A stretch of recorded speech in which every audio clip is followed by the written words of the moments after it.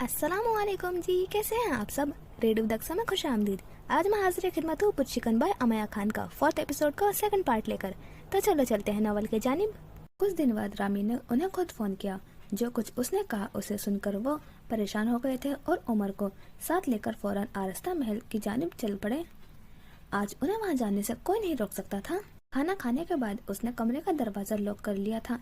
अलमारी से जेवरात का डब्बा निकाला और इत्मीनान से बेड पर बैठ गई।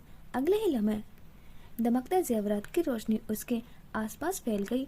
7 सोने के सेट, 2 दर्जन चूड़ियां जिनमें कुछ तो खालिस सोने की थी और कुछ नगीनों वाली। 4 हिंदुस्तानी तर्ज के जड़ाऊ कंगन भी थे।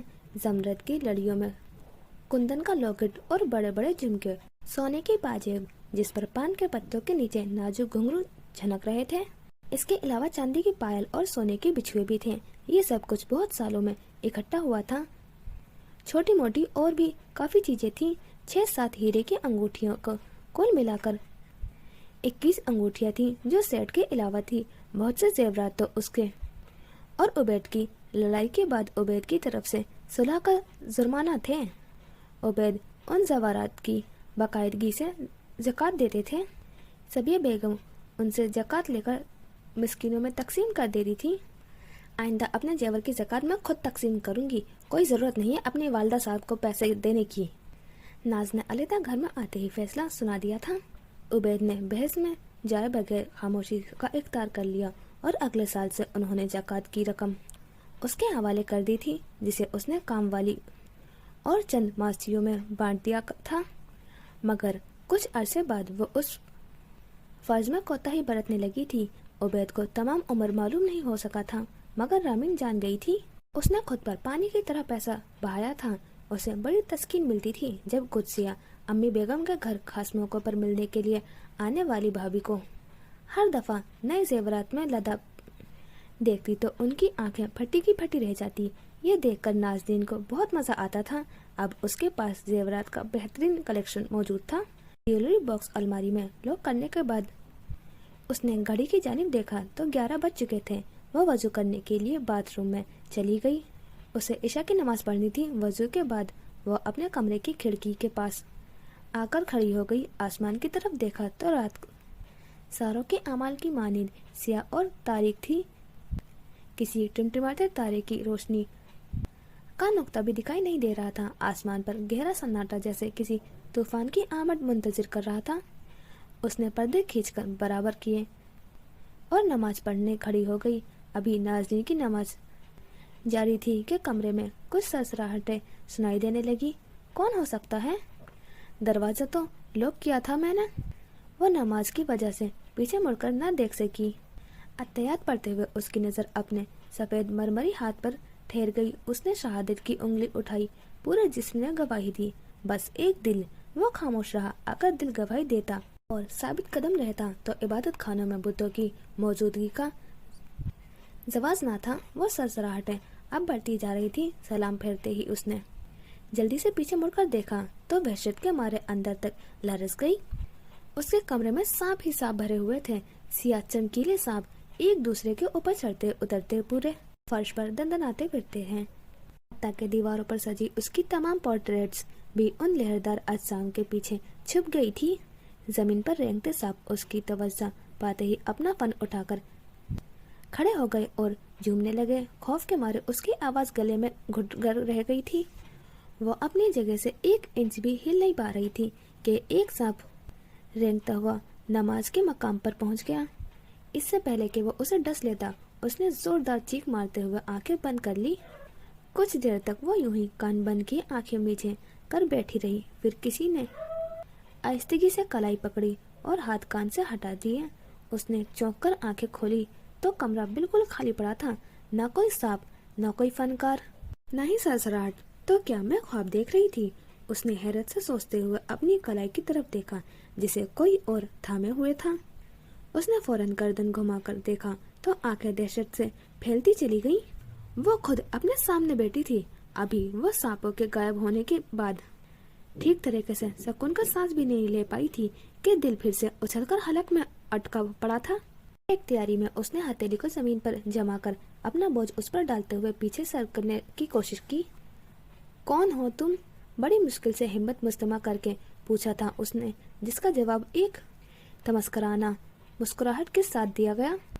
मैं तुम हूँ, ये कैसे हो सकता है? वो ज़ेरे लब बड़बड़ाई। उस औरत ने उसकी हैरत का मजा लेते हुए पूछा, क्यों नहीं हो सकता? ऐसे बन रही हो जैसे खुद को पहचानती ही नहीं हो। कभी आईना नहीं देखा क्या? अब उसका वो भला क्या जवाब देती? बस गुंगों की तरह टुकड़ टुकड़ उसे देखे गई। वो औरत कुछ देर के लिए उसके बोलने का इंतजार करती रही, फिर सरसराती हुई आवाज में गोया हुई, मुझे गौर से देखो, मैं तुम्हारा हुस्न हूँ, तुम मेरी परस्तिश करती हो, तुम्हारी ख्वाहिश हूँ, जिसकी राह में आने वाली हर रुकावट को रोनती रही। तुम और अब ऐसे पेश आ रही हो जैसे मुझे जानती नहीं। निहायत गुस्से में वो औरत उसके मुकाबिल आकर बोली, मुझे गौर से देख, मैं तेरा तकब्बुर हूँ। नाज़रीन ने घबराकर पीछे हटने के बजाय उसे जोर से धक्का दिया और इबादत के मकाम से बाहर निकल आई। उठकर भागते हुए भी वो अपने तकब्बुर को देखे जा रही थी, तभी किसी से टकराई। पलटकर देखा तो ये आदम वेनिस का बरहमा मुजस्मा था, मगर ये पहले तो इस कमरे में नहीं था। आरस्ता महल के दाखिली दरवाजे के सामने सजाया था उसने। वो अपने बेड की तरफ आई। सफेद क्रोशिया की जालदार बेडशीट पर एक सियाफाम हबसी औरत का बेलिबास वजूद आड़ा तिरछा पड़ा था। उसे देखकर वो औरत उठकर बैठी और सियाह होठों के पीछे सफेद दांतों की नुमाइश करते हुए बोली, मुझे पहचाना? उसके अपने हाथों का बनाया स्केच जिंदा उसके सामने था। मेरी हर तकलीफ जिंदा मालूम होती है।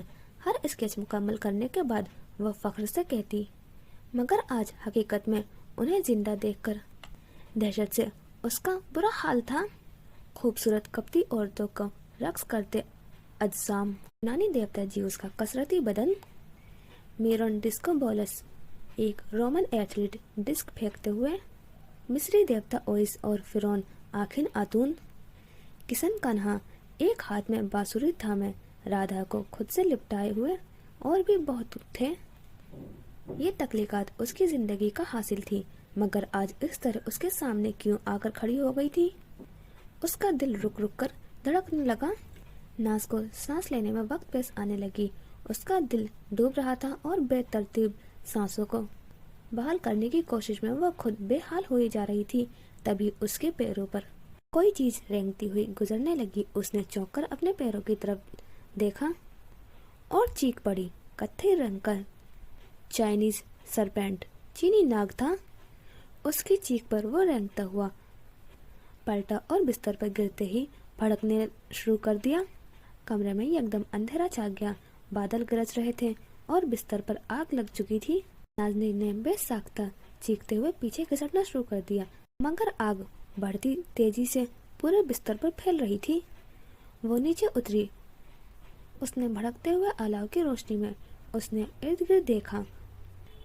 उन बेजान बुत और तस्वीरों ने उसे चारों तरफ से यूं घेर लिया था कि वो इनके बीच से गुजरकर दरवाजे तक नहीं जा सकती थी। उनके दरमियान रास्ता बनाना मुमकिन नहीं लग रहा था। मुझे बाहर निकलने दो, जाने दो, वो हिज़यानी अंदाज में चीख रही थी। इसी दम पीछे से किसी ने उसका हाथ पकड़कर खींचा। नाच मुड़ी तो देखा वो अफरीत बेहद खौफनाक था। छोड़ दो मुझे। नाज अपना हाथ झटकती पीछे हटी। सिया अफरीत अजब अंदाज से मुस्कुराया। कैसे छोड़ दूं?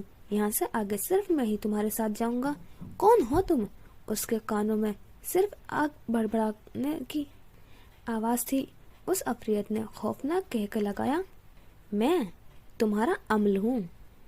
नहीं, मेरा अमल तो ऐसा क्रिया तो नहीं है। अब वो सांस लेने की कोशिश में हाँफने लगी थी। मैं हमेशा से ही ऐसा था, हमेशा तुम्हारे साथ रहा।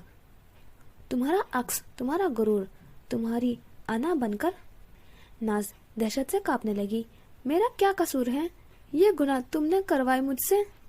मुजरिम तुम हो, गुनहगार सिर्फ तुम हो। मेरा किरदार बस इतना था कि मैंने तुम्हें पुकारा और तुम मेरे पीछे चल पड़े। तुमने अल्लाह के बजाय अपने नफ्स की अताअत की, तो आज मुझ पर इल्जाम ना रखो। उसने मज़ाहमत छोड़कर बेचारगी से पूछा, क्या मैं मरने वाली हूँ? हाँ, जवाब हस्ब तवक्का आया, लेकिन पहले उन्हें जिंदा करो। कैसे हैं? वो पागलों की तरह इधर उधर देखने लगी। वो करिया अफरियत जो खुद को उसका अमल कहकर मुतारिफ कर चुका था, एक ना समझ में आने वाला मुतालबा लिए खड़ा था। जिंदा करो तस्वीरों को, बुतों में जान डालो, जिन्हें अपने हाथ से बनाती तराशती रही, आज जिंदा करो उन्हें। लेकिन मैं किस तरह करूं? मैं खुदा तो नहीं। अपनी बेइख्तियारी का एतराफ निहायत सहल हो चुका था, तो बनाया क्यों था? उसने डपट कर कहा, अब जान डालो, मेरी इबादत कहाँ है? शदीद बेबसी के आलम में वो पुकारने लगी, मेरे रोजे, मेरी नमाजें कहाँ हैं? वो सब अकारत गए, रोजे आखिरत तुम्हारे मुंह पर दे मारी जाएंगी। क्यों? मुझे माफी क्यों नहीं मिलेगी? वो हाथ जोड़े बिलक रही थी। तुम नाशुक्री थी अल्लाह की नेमतों की, उसकी रहमत की। तुमने गुरूर किया, जुल्म किया। गुनाहों की लंबी फहरिस्त थी, वो गिन ना सकती थी। फर्द जुर्म आयत किया जा रहा था। उसके अमाल ने मुलामत भरी निगाहों से उसे देखा। क्या तुझ तक अल्लाह का पैगाम नहीं पहुंचा था? पहुंचा था। वो रोती हुई शिकस्त खुर्दगी से जमीन में बैठती चली गई। अफरियत ने एक तासुब भरी निगाह उस पर डाली और उसके साथ ही जमीन पर आलती पालती मारे बैठ गया। कुछ देर कमरे में फैलती आग को देखता रहा, फिर बोला, तू जानती है तेरा सबसे बड़ा गुनाह क्या है? नाज ने सर उठाकर उसकी जालिम सवालिया निगाहों से देखा। वो बोला, हट धर्मी, सब कुछ जानते बूझते अपने गुनाहों पर अड़ जाना अल्लाह के गजब को आवाज देता है। तूने भी वही किया। तेरी माँ ने तुझे रोका था ना, बताया था कि कयामत के दिन सख्त आजाब में मुसव्विर होंगे। तूने उस अनपढ़ जाहिल कहकर जुटला दिया। अब इंतजार कर आजाब का, झुलसने का। और तपिश तो पहले ही इसकी हड्डियों के गोदे में घुसती जा रही थी। उसने एक बार फिर याद दिलाने की कोशिश की, पर मेरी नमाजें, मेरी इबादत, मेरे रोजे, इन सब में बढ़ गई तेरी इबादत। जिन्हें गाली दी थी, ना हक जलील किया था, जिनका हक मारा था, जुल्म किया था, भूल जा अपनी नेकियां। मफलूस है तू, कुछ नहीं है तेरे पास, कुछ भी नहीं। वो बुलंद आवाज से रोने लगी। उसके तमाम मसामों से बेतहाशा पसीना फूट रहा था। पूरे कमरे में आग फैल चुकी थी। अभी तक आग ने उसके पूरे बदन को नहीं छुआ था, मगर वो देख सकती थी कि वो पिघलते जा रही है। उसकी नजरों के सामने उसका खूबसूरत मरमरी बदन मोम की तरह पिघलकर बदियत जाविया इख्तियार करने लगा है। उसने चीखना चाहा तो आवाज उसके गले में घुटकर रह गई। उसे यकीन हो गया कि वो मर रही है, या शायद वो पहले ही मर चुकी थी। मराजुद्दीन गेट के आसपास टहल रहा था। जब वो नया नया यहाँ नौकरी के लिए आया था, तभी उसे बेगम साहिबा ने अच्छी तरह समझा दिया था कि किन लोगों को उसे घर में दाखिल होने से रोकना है। चंद दिनों बाद उसे मालूम हो गया था कि घर में माँ बेटी के अलावा कोई नहीं रहता, और जिन लोगों का उस घर में आना मना है वो असल में छोटी बीबी के ददियाल वाले हैं। उसे हैरत हुई थी, मगर वो मुलाजिम था। उसे शफीकुल रहमान एक शरीफ इंसान लगे थे।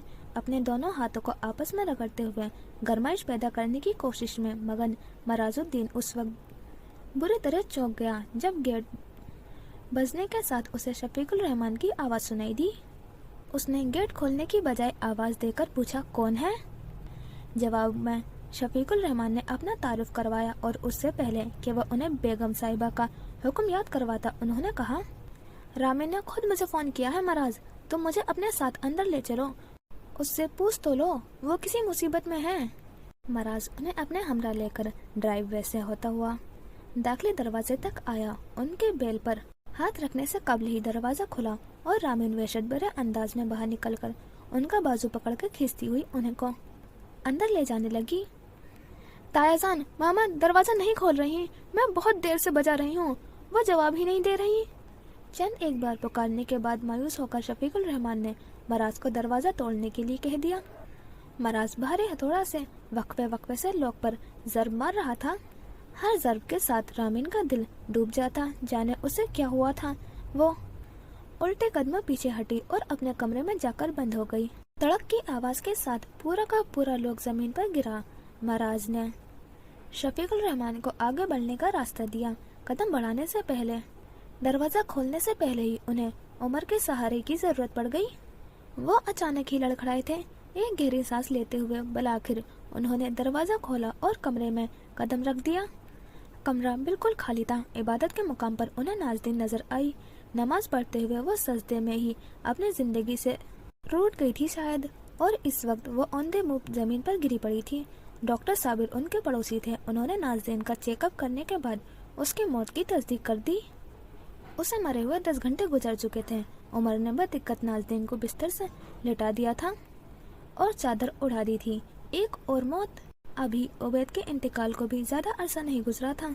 शफीकुल रहमान निढाल से कुर्सी पर ढह गए। अभी तक रामीन अपने कमरे से बाहर नहीं आई थी। उन्हें कुदसिया और आमना का इंतजार था। वो आ जाएंगी तो। उनकी सोच यहीं तक ठहर गई। कुदसिया उसके घर में आएगी। आमना भी अम्मी बेगम के इंतकाल के बाद अब यह मौका आया था कि उबैद के घर में उनकी बहनों और भाई दाखिल हो सकते थे। ये घर, ये महल शायद उबैद का था ही नहीं। उन्होंने बिस्तर पर आबदी नींद सोती नाज को देखकर सोचा, ये आरस्ता महल तो इस मलका का था। वो खड़े हो गए। शफीकुल रहमान ने नाज के चेहरे से नजर नहीं हटाई। उन्हें रह रह कर वो वक्त याद आ रहा था जब नाज़नीन ने किसी को अपने महल में आने की इजाजत नहीं दी थी, और आज उस वक्त इसकी ख्वाबगाह में कितने ही लोग यूं ही बिला रोक टोक के दाखिल होते जा रहे थे। अपने मुर्दा जिस्म के इर्द गिर्द खड़े लोगों पर उसका कुछ इख्तियार नहीं था। वो बहुत देर से लॉन में चहलकदमी कर रही थी और अब उसे थकन महसूस होने लगी थी। नजरों के ऐन सामने आरस्ता महल किसी कब्र की पर सजे खुतबे की मानिंद महसूस हो रहा था। उस खुतबे के साए तले अनगिनत कब्रें थी। वो खाली उलझी सी आराइशी सुर्ख ईंटों से तामीर शुदा उस इमारत को देखने लगी जिसे इतने सालों से वो घर कहती और समझती रही थी। ये आलीशान आरस्ता महल अपने साबका मकीनों के काबिल सताइश जमालियाती हंस का मुंह बोलता सबूत था। वो एक झटके से उठी और अंदर की जानिब कदम बढ़ा दिए। लॉन अबूर करते हुए ड्राइववे था। उससे मुंसलिक संगमरमर की 8 सीढ़ियां चढ़ने के बाद कदीम अंदाज का मुंतकिश चोली दरवाजा घर में दाखिल होने का जरिया था। वो करीबन दौड़ती हुई सीढ़ियां चढ़कर ऊपर आई और घर में दाखिल होकर तमाम बत्तियां जला दी। इटालियन क्रिस्टल के भारी फानूस जगर जगर करने लगे। उनकी सुनहरी रोशनी सफेद चिकने फर्श पर कहीं कहीं 7 रंगों में मुनकिस्म दिखाई दे रही थी, गोया धनक रक्स कर रही हो। दाखिली दरवाजे के दाएं तरफ वेंस का कद आदम अरिया मुजस्मा था। यूनानी देवमालाई दास्तानों में हुस्न की देवी का खिताब पाने वाली औरत दिलबराना अंदाज से यूं कमर लचकाकर खड़ी थी कि नस्वानियत का हर पहलू उजागर हो रहा था। उसकी अगबी दीवार पर अहमद खां की गोल्ड कैलीग्राफी आवेजा थी। उसका सर शर्मिंदगी से झुक गया। वो आगे बढ़ गई। फायरप्लेस के एन ऊपर दीवार पर एक बेजवी आईना नस्ब था। उसकी नजर अपने अक्स पर नहीं पड़ी। वो आईने के फ्रेम को देख रही थी। चाइनीज सरपेट लकड़ी के फ्रेम पर गुदा हुआ उस आईने के गिर्द लिपटा हुआ था। उसके गिर्द दीवार पर हनूर शुदा 12 सिंगा के सर यस्ता था। वो मुड़कर मिस्री कॉर्नर की तरफ चली आई। हॉल के उस कोने में हर दौर की फराइना तस्वीर या मम्मी के शक्ल में रखे गए थे। मिस्री तर्ज की लकड़ी और बेत की कुर्सियों पर क्लियोपेत्रा की सूरत दिखाते कुशन्स रखे थे।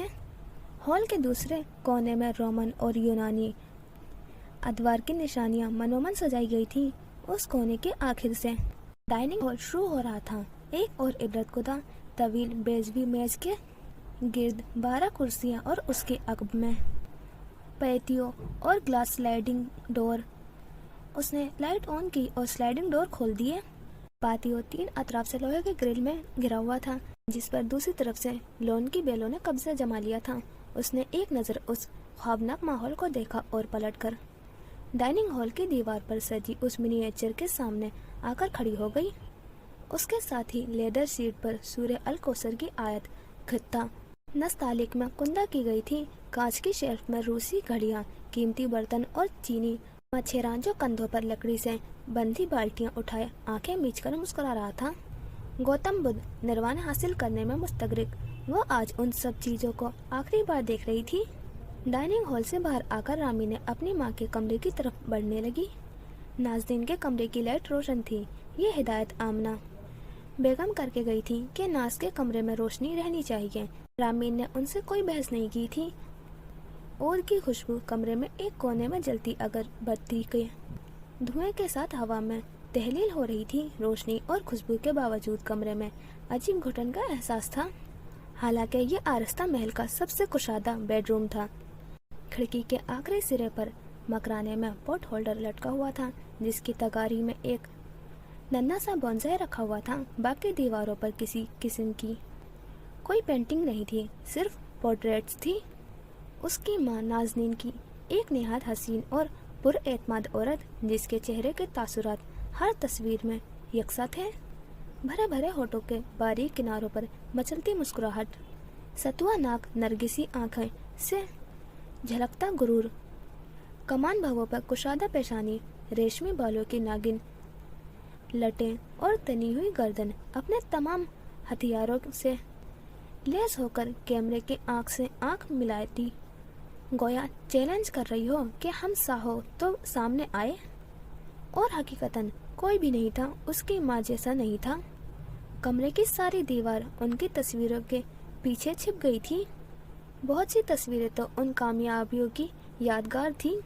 بہترین ڈرامہ ناولز کا ایوارڈ وصول کرتے ہوئے، بہترین تجزیہ نگار کا ایوارڈ وصولنے اور مشاعروں کی ان گنت تصویریں اپنی تصویر میں ماضی کی دریچے کھولتی کئی ایک بلیک اینڈ وائٹ تصویریں بھی اس دیوار کی زینت بنی تھی۔ ایک کامیاب عورت کی پوری زندگی، اس کا غرور، فخر و انبساط، اس کے خواب اور ان کی تعبیر اور حاصل ہونے والی ساری کامیابیاں، سب کچھ اس دیوار پر آویز تھا۔ وہ ہر تصویر خوب غور سے دیکھتی، پورے کمرے میں گھومتی رہی۔ کتنے خوبصورت، کتنی خوش لباس اور ٹیلنٹڈ خاتون تھی ماما۔ ان کے ہاتھ سے بنائی گئی ہر چیز کس قدر مکمل اور بے عیب ہے۔ ان کی لکھی ہوئی درجنوں کتابیں، شاعری کے مجموعے اور دیوان، ان کی بنائی ہوئی سینکڑوں پینٹنگز، اسکیچز، ملبوسات اور جویلری، ہر شے میں مہارت رکھتی تھی۔ ہر اعزاز ملا انہیں۔ دنیا کی بہترین عورت تھی، مگر ماں نہیں تھی تو پھر کون تھی؟ مجھ سے کیا رشتہ تھا آخر؟ سوچ کے دائرے سکڑتے جا رہے تھے۔ کیا نام دوں میں اس تعلق کو؟ اس نے شدت قلب سے آنکھیں بند کر لی۔ آج ایک حرف ڈھونڈتا پھرتا ہے خیال، موا بھرا حرف کوئی، زہر بھرا حرف کوئی، دل نشی حرف کوئی، قہر بھرا حرف کوئی، حرف الفت کوئی دلدار نظر ہو جیسے، جس سے ملتی ہو نظر بوسہ لب کی صورت، اتنا روشن کہ سر موزہ زر ہو جیسے، تا عابد شہر ستم جس سے طے ہو جائے، اتنا تاریک کہ شمشان کی شب ہو جیسے، لب پہ لاؤں تو میرے ہونٹ سیاہ ہو جائے۔ اس نے نہایت بے دردی سے لب کچل ڈالے۔ اسے نفرت تھی اس عورت سے جو اس کی ماں تھی، ہر خوبی میں یکتا ایک بہترین عورت، جسے کبھی اچھی ماں ہونے کا اعزاز نہیں ملا۔ اسے اس اعزاز کو حاصل کرنے میں کوئی دلچسپی بھی نہیں تھی، ورنہ جو اس نے چاہا ہمیشہ حاصل کیا تھا۔ وہ کمرے سے باہر آ گئی، تیز سرد ہوا کے تپیڑ نے جہاں اس کے جسم کے رونگٹے کھڑے کیے، وہیں اس کے وجود میں ایک جادوئی طاقت سی پھونک دی۔ وہ کرنٹ کھا کر مڑی اور وینس کے مجسمے کو دونوں ہاتھوں سے زوردار دھکا دے کر نیچے گرا دیا۔ مجسمہ گرتے ہی سینکڑوں ٹکڑوں میں تقسیم ہو گیا۔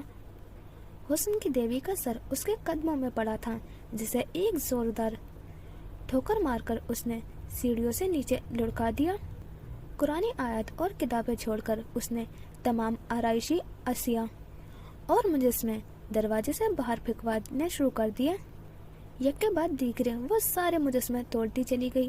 سب کچھ سیڑھیوں کے سامنے ڈھیر ہو رہا تھا۔ وہ اتنی قوت سے انہیں زمین پر مار رہی تھی کہ فرش سے ٹکراتے ہی سب چکنا چور ہو جاتی۔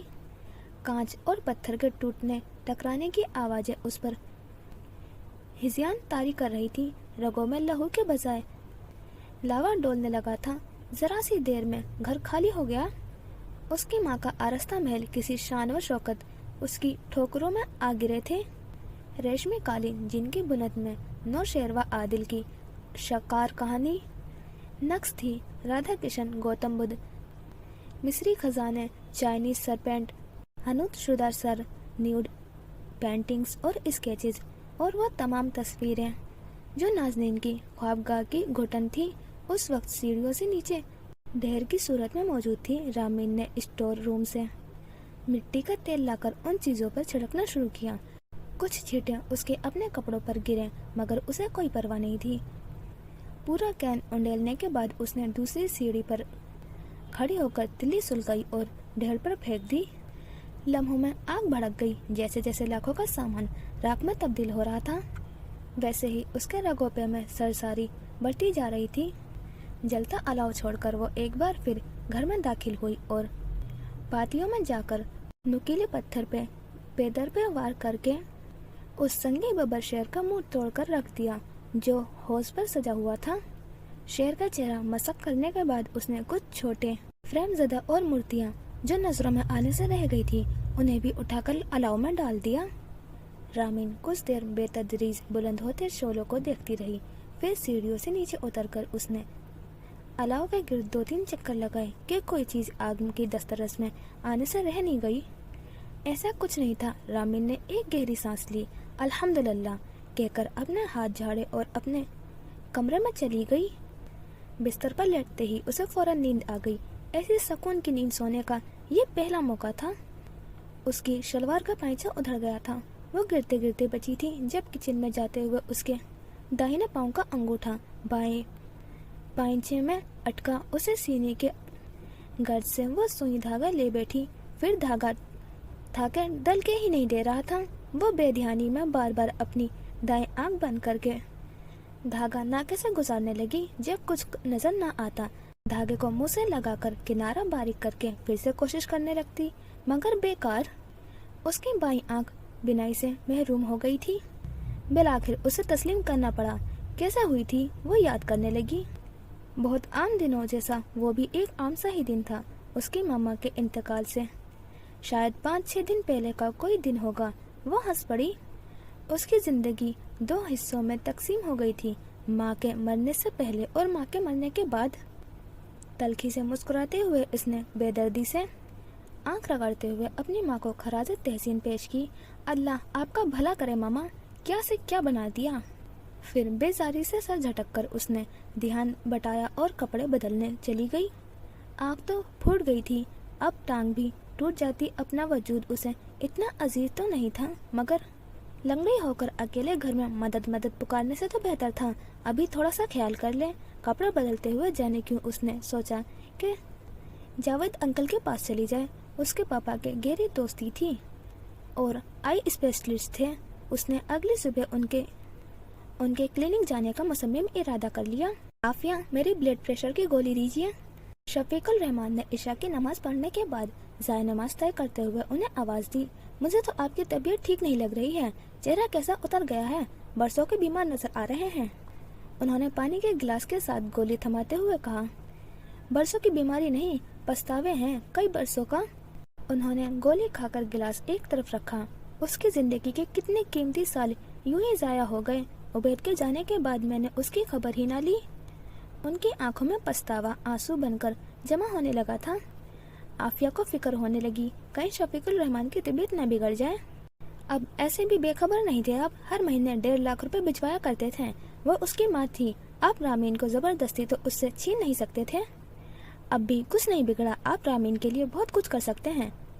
शाहजेब को ढूंढने की कोशिश कीजिए, वो मिल गया तो रामीन को बहुत सारा हो जाएगा। आफिया उन्हें रोशन पहलू की तरफ मुतवज्जा करने की कोशिश कर रही थी। तभी दरवाजे पर दस्तक हुई। आफिया ने उठकर दरवाजा खोला। ये कुत्सिया थी। उन्हें सलाम करती भाई के पास बिस्तर के नजदीक रखी कुर्सी पर बैठ गई। आफिया कुत्सिया को बैठाकर चाय का इंतजाम करने चली गई। अच्छा हुआ तुम आ गई, मैं तुम्हें एक जरूरी बात करना चाह रहा था, शफीकुल रहमान ने कहा तो कुत्सिया पूरी तरह उनकी तरफ मुतवज्जा हो गई। जी कहें भाईजान, क्या कहना चाह रहे थे आप? मैं रामीन की शादी करना चाहता हूँ। शफीकुल रहमान बिना किसी तमहीद के दिल की बात जबान पर ले आए। कुत्सिया हैरत से उन्हें देखने लगी। देखो, मेरा कोई बेटा उसके जोड़ का होता तो सबसे पहले वो मेरे घर आती, मगर अब इस सिलसिले में मैं तुम्हें और आमना को ही पहल करनी चाहिए। मगर आपा बेगम के दोनों बेटों की बात तय है। और शफीकुल रहमान ने कुत्सिया की बात उचक ली। और तुमने अपने साथ के लिए क्या सोचा है? कुत्सिया अपने बेटे का नाम सुनते ही तलखी से मुस्कुराई। मेरा सोचने की नौबत ही कहाँ आती भाईजान। हाँ, मुझे इत्तला देने का फर्ज उसने अदा कर दिया है। कुत्सिया को बेटे की इस हरकत का बहुत रंज था, जिस नाफरमानी का ताना वो उबैद भाई को दिया करती थी। आज उनके बेटे ने भी वही कर दिखाया था और वो कुछ न कर सकी थी। बेटा, आपकी आंख पर ये चोट कैसे लगी? डॉक्टर जावेद का सवाल सीधा साधा, मगर उसका जवाब वो इतने सीधे साधे तरीके से दे नहीं सकती थी। अंकल, बहुत जोर से चोट लग गई आंख पर, भारी सी चीज थी कोई। अब वो उन्हें क्या बताती कि बावजूद पाबंदियों के अपने ताया से राब्ता रखने से उसकी माँ ने उस बेदर्दी से उसे मारा कि उसकी आँख ही फोड़ दी। सर पर कोई बारीक मगर वजनी चीज मारी थी। उसकी कनपट्टी की रगें उभर आई थी। बाएं आँख की पुतली के पास सुर्ख रंग का धब्बा पड़ गया था। मार खाने के बाद वो बामुश्किल अपने बिस्तर पर लेट पाई थी। उस दिन के बाद बाईं आँख हर मंजिल पहुंचाने से कासिर थी। ऐसी कौन सी भारी चीज टकरा गई थी रामिन? डॉक्टर जावेद ने उसका अच्छी तरह मुआयना करके उसके सर पर हाथ रखा था। उनके सवाल पर वो खामोशी से लफ्ज कुचलने लगी। देखो बेटा, तुम अगर मुझे सही वजह बता दो तो मैं तुम्हारा बेहतर तरीके से इलाज कर सकूंगा। रामिन मेज की दूसरी तरफ सर झुकाए बैठ गई। इतना तो मैं देख सकता हूँ कि ये चोट किसी टकराव के बास नहीं है। ये एक कारी ज़र्ब है जिसका असर बहुत गहराई तक पहुँचा है और तुम्हारी आँख के गिर्द नाजुक नसों का जाल फटकर खून का अखराज दे रहा है। तुम्हें उसी दिन यहाँ आना चाहिए था जब ये चोट लगी थी। तो अब ऑपरेट करना पड़ेगा? नहीं, इसकी जरूरत नहीं पड़ेगी। लेजर की मदद से हम ब्लीडिंग वेन्स की पेबंदकारी कर देंगे, जिसके बाद इंशाल्लाह चंद माह में तुम्हारी आंख देखने के काबिल हो जाएगी। मगर ये बिनाई मरहलावार बहाल होगी। तुम घबराना मत, वक्त लगेगा मगर सब कुछ ठीक हो जाएगा। डॉक्टर जावेद ने उसे दर्द में कमी के लिए कुछ दवाएं लिखकर दी थी और कहा, सुबह 10 बजे तुम क्लिनिक आ जाओ। वैसे तो लेजर ट्रीटमेंट में दर्द का एहसास नहीं होगा, लेकिन फिर भी बेहतर होगा तुम किसी के साथ ले आओ। और देखो, टेंस मत होना, नहीं गुस्सा करना है और रोना तो बिल्कुल भी नहीं है। तुम्हारी आंख पर जोर पड़ेगा, ओके? जी, मैं एहतियात करूंगी। वो सर हिलाती बाहर निकल गई। फजर की नमाज पढ़ लेने के बाद रामीन ने दरवाजा खोला। उसकी माँ का विरसा खाक के ढेर में तब्दील हो चुका था। वो टहलती हुई उस जले हुए सामान के नजदीक पहुंची तो यूं ही उचटती सी निगाह डालकर आगे बढ़ने वाली थी कि एक अधजली तस्वीर हवा से उड़ती हुई ढेर से बाहर गिरी। मामा की तस्वीर। उसने अपने कदम वहीं रोक लिए और तस्वीर उठा ली। चेहरे के इर्द गिर्द का कागज जल चुका था। उसे एकदम पता नहीं क्या हुआ। माँ की शबिया अपने होठों से लगाकर वो बेइख्तियार रोने लगी। क्या सिर्फ ये सामान जला देने से उसका सारा गुस्सा ठंडा हो गया था? ये काफी था? नहीं, ये काफी नहीं था। उसकी महरूमिया का अजाला तो हुआ ही नहीं था। फिर वो कैसे अपनी माँ को माफ कर सकती है? लेकिन वो इसलिए तो नहीं रो रही थी। उसने अपनी माँ को माफ कर दिया था। वो तो इसलिए रो रही थी कि अब कभी भी उनकी महरूमिया का अजाला नहीं हो सकता। मरने वाले के साथ हर उम्मीद भी दम तोड़ जाती है। कॉल बेल की आवाज ने उसे चौंका दिया। कौन है? उसने दरवाजे के नजदीक होकर ऊंची आवाज में पूछा। जवाब में उमर भी जोर से बोला, मैं हूँ उमर, दरवाजा खोलें आप ही। रामिन ने फौरन दरवाजा खोल दिया। ये अम्मी ने खाना भिजवाया है, बड़े मजे के रोल हैं, खा के बताइएगा कैसे लगे और अब्बू को फोन जरूर कर लीजिएगा। मैं ताया जान को फोन कर लूंगी, बल्कि ऐसा करूंगी कल शाम चक्कर भी लगा लूंगी। जी ठीक है, आप दरवाजा बंद कर लें। अम्मी ने अम्मा जन्नत को भी बुलवाया है, वो आपके साथ यहीं रहेंगी। वैसे बहुत अच्छा होता आप हमारे साथ हमारे घर चल कर रहती, यहाँ अकेले क्या करेंगी? रामीन उसके पीछे पीछे चलती हुई आ रही थी। उमर का बेतकान बोलते चले जाना हमेशा उसके लबों पर मुस्कुराहट ले आता था। एक बात कहूँ आप ही, रामीन जानती थी वो क्या कहना चाहता है। वैसे अब ये महल ज्यादा अच्छा लग रहा है, ज्यादा कुशादा और पुरसुकून। आपने अच्छा किया। मैं दुकान वालों को सुजुकी देकर भेज दूंगा, वो ये ढेर उठा लेंगे और ठिकाने लगा देंगे। ओके, अब मैं चलता हूँ। Thanks again. रामीन ने मुस्कुरा के उसे खुदा हाफिज कहा। उमर हाथ हिलाता हुआ घर से बाहर निकल गया। उमर के जाने के बाद उसने आफिया का भेजा हुआ सामान खोला। उसमें खाने पीने की इतनी चीजें थी कि उसे नाश्ता या दोपहर रात का खाना बनाने की कतन जरूरत नहीं थी। नाश्ता करने के बाद उसने फोन पर ताया जान से बात करके उन्हें इत्मीनान दिलाया कि वो बिल्कुल खैरियत से है और 2-1 दिन में उनके पास जरूर चक्कर लगाएगी। अब वो घर की मुकम्मल सफाई करना चाह रही थी। उसने दुपट्टा कमर से कसकर बांधा और झाड़ू हाथ में لے کر شروع ہو گئی۔ پہلے خوب دل لگا کر گھر صاف کیا، پھر نہانے چلی گئی۔ نہا کر اور زیادہ ٹھنڈ کا احساس ہونے لگا تھا۔ اس نے پہلے زیتون کا تیل اپنے کھردرے پاؤں پر ملا، پھر ہاتھوں پر بھی اچھی طرح رگڑ لیا اور پاؤں میں موزے پہن لیے۔ ابھی بھی دانت کپکپا رہے تھے۔ گیلا تولیہ ہٹا کر اس نے بال سمیٹ کر گرم شال میں اپنا پورا وجود چھپا لیا اور قرآن مجید اٹھا کر پادیوں میں چلی گئی۔ سورہ البقرہ کا صفحہ کھول کر اس نے بلند آواز سے تلاوت شروع کر دی۔ کلام اللہ کی سنہری آیات کھاری در و دیوار سے ٹکرا کر گونجنے لگی۔ آدھی سورت پڑھ لینے کے بعد وہ کھڑی ہو گئی اور چلتے چلتے تلاوت جاری رکھی۔ کئی بار اس کی آواز بھر آئی، پر وہ رکے بغیر اس قبرستان کے فصیلوں میں یہ کلام سمو دینا چاہتی تھی۔ سو پڑھتی چلی گئی۔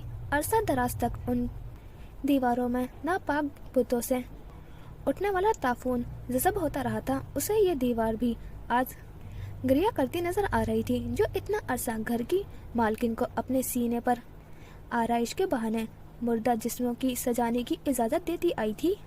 پورے ہال میں گھومنے کے بعد وہ اپنی ماما کے کمرے میں آ گئی۔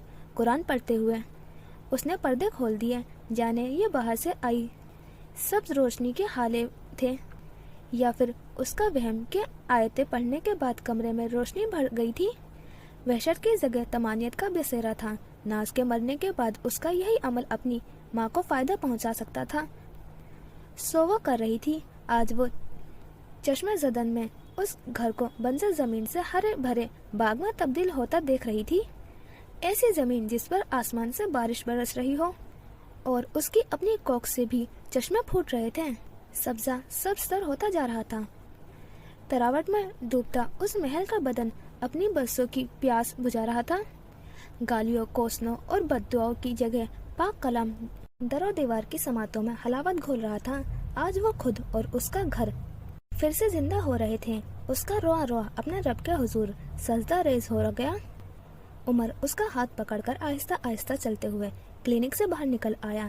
رامن نے سن گلاسز پہن رکھے تھے۔ ٹریٹمنٹ کے بعد آدھا گھنٹے اس کے کلینک میں ہی رہنا پڑا تھا۔ درد نہیں ہوا تھا، لیکن ایسے محسوس ہو رہا تھا جیسے آنکھ کے ڈیلے کے اندر ہلکی سی رہ رہ کر چبھن ہو۔ اس نے بائیں آنکھ کو مسلسل بند رکھا ہوا تھا۔ آج وہ عمر کو اس لیے ساتھ لائی تھی کیونکہ وہ کسی کو اس بارے میں کچھ بھی بتانا نہیں چاہتی تھی۔ جس طرح عمر نے سامان جلانے کی متعلق رازداری اپنائی تھی اور اپنے آپ کو قابل اعتبار ثابت کیا تھا، اس معاملے میں بھی وہ اسی کو ہمراز بنا سکتی تھی۔ چوٹ کی وجہ سے اس نے عمر کو بھی نہیں بتائی تھی، لیکن وہ اتنا نہ سمجھ نہیں تھا کہ خود سے اندازہ نہ لگا پاتا۔ اسے رامین سے ہمدردی تھی اور اس کا بے حد احساس بھی کرتا تھا۔ عمر، میں ایک آنکھ سے دیکھ سکتی ہوں بھائی، پوری اندھی نہیں ہوئی ہوں، چھوڑ دو میرا ہاتھ، میں چل لوں گی۔ پارکنگ کی طرف جاتے ہوئے اس نے عمر سے کہا، جو بچوں کی طرح اس کا ہاتھ پکڑ کر چل رہا تھا اور راستے میں پڑے پتھر اور اسپیڈ بریکر کی نشاندہی بھی کرتا جا رہا تھا۔ رامین کے کہنے کے باوجود عمر نے اس کا ہاتھ نہیں چھوڑا۔ وہ بدستور اسے احتیاط سے چلاتا ہوا گاڑی تک لے آیا اور دروازہ کھول کر اندر بیٹھنے میں مدد کی، پھر دوسری طرف سے خود بھی اس کے پاس آ کر بیٹھ گیا۔ عمر نے ڈرائیور سے مارکیٹ چلنے کو کہا، پھر رامین کے نزدیک ہو کر سرگوشی کی۔ میں ابو کو کہہ کے آیا تھا کہ آپ کے ساتھ کچھ بکس لینے جا رہا ہوں، صرف 2 منٹ لگیں گے۔ میں مین مارکیٹ سے چند کتابیں لے لیتا ہوں، پھر گھر چلے جائیں گے۔ رامین نے مسکرا کر اسبات میں سر ہلا دیا۔ 5 منٹ بعد وہ بھی مین مارکیٹ پہنچ گئے تھے۔ عمر فوراً ہی اتر کر بک شاپ کے اندر چلا گیا۔ رامین نے اپنے دروازے کا شیشہ اتار لیا اور آنکھوں سے گلاسز ہٹا کر باہر دیکھنے لگی۔ عمر جس بک شاپ کے اندر تھا اسی سے ایک جوڑا اپنے 3-4 سال کے بچے کو لے کر باہر نکلا اور رامین کی گاڑی کے ساتھ کھڑی سرخ ہونڈا میں بیٹھنے لگا۔ رامین نے دیکھا وہ لڑکی بہت خوبصورت تھی اور اس کا بیٹا بھی بہت پیارا تھا۔ اس کے شوہر پر رامین نے توجہ نہیں دی تھی، مگر جب گاڑی میں بیٹھ کر اس شخص نے گردن موڑ کر اپنی کھڑکی سے باہر دیکھا تو اس کا چہرہ رامین کے بالکل سامنے آ گیا۔ 1 سیکنڈ کے 1000ویں حصے میں وہ اسے پہچان گئی تھی۔ وہ زین تھا۔ عمر نے سرعت سے گاڑی کا دروازہ کھولا اور اندر بیٹھ گیا۔ چلے ولایت چاچا۔ پھر اس نے رامین کی طرف دیکھا جو اپنے سن گلاسز پہن رہی تھی۔ دیر تو نہیں ہوئی نا؟ آپ کو درد تو نہیں ہو رہا؟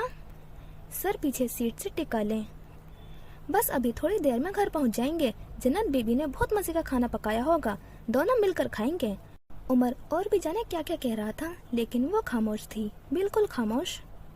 تو یہ ہو گیا ہمارا ایپیسوڈ 4 کمپلیٹ، اور اب فائنلی رامین سکون سے زندگی گزارے گی۔ اور مجھے لگا تھا کہ جو اسٹارٹنگ میں سین دکھایا تھا نماز والا، وہ بھی رامین کا ہی ہوگا، لیکن وہ نازنین کا تھا۔ اور مہرز کا جو ایکسیڈنٹ ہوا تھا اس کا کوئی سین نہیں دکھایا کہ آگے کیا ہوا ہے اس کے ساتھ، اور شاویز کے بارے میں بھی کچھ معلوم نہیں ہے۔ تو دیکھتے ہیں آگے کیا ہوگا، ملتے ہیں انشاءاللہ نیکسٹ ایپیسوڈ میں۔ خدا حافظ، اپنا خیال رکھنا، دعاؤں میں یاد رکھنا۔